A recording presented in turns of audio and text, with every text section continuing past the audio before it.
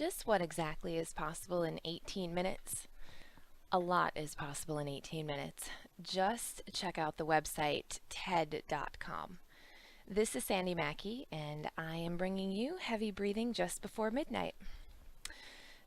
18 minutes is the amount of time that a TED Talk is allowed to run. So for any of the individuals who are lucky enough to be selected to do an official TED Talk or one of the many TEDx events around the country, they've got 18 minutes to deliver a message about technology, education, or design in that amount of time. 18 minutes, if you're doing something that's really fun, exciting, and engaging, doesn't seem to last long enough. But 18 minutes, if you're bored, if you're wishing it were already over, 18 minutes can be a really, really long time. It's no wonder that some of the topics that engage people the most are happiness, the brain, and coffee. Apparently, everybody is trying to find happiness. Everybody is contemplating how the brain works and how we can use it to our best advantage and where do thoughts and feelings and emotions come from. And then there's a lot of people in this world, especially in the US, who have this affiliation with coffee.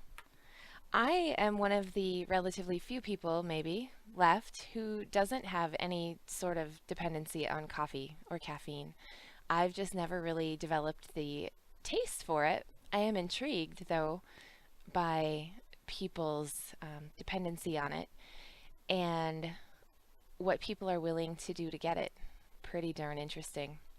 So I was standing in line at Panera last week. I was picking up my order to go, and another woman that I'd never met before walked up to me, and she looked at me and she said, "Wow, can you believe how expensive everything is here?" And I said, "Oh, really? You know?"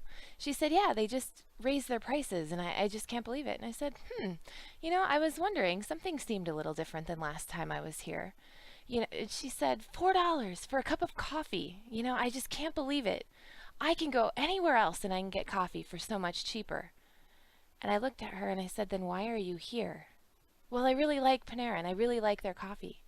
So I said, "Well, what are you doing? Are you buying their brand experience?"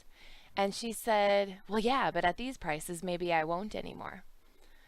The thing that she was trying to do was wrap an argument about how much coffee cost with some way that she wasn't getting value for her money, or maybe she hadn't quite fully justified paying that much for coffee in her head. But she wasn't buying the coffee. When we go into any situation, we're not buying that experience, we're buying the brand affinity with that experience, or we're buying the emotion that comes up as a result of having that experience. Because you're right, you can go anywhere and you can buy coffee, and you can probably buy coffee for close to 25 cents a cup versus $4. But does it taste the same? Does it feel the same? Does it stir the same emotions?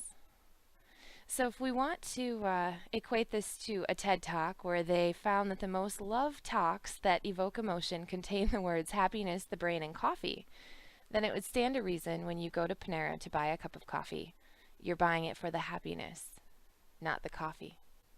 And that applies to everywhere and everything that we do. Coffee is a natural example. When I was studying marketing, we read about a case study that compared two national brand coffee shops, the Dunkin' Donuts experience and the Starbucks experience. And there is a very distinct market segment that loves the Starbucks experience. And there's a very set market segment that loves the Dunkin' Donuts experience. And if you try to cross them over and give the Dunkin' Donuts person the Starbucks experience and the Starbucks person the Dunkin' Donuts experience, neither one is happy. And you could be serving the exact same coffee.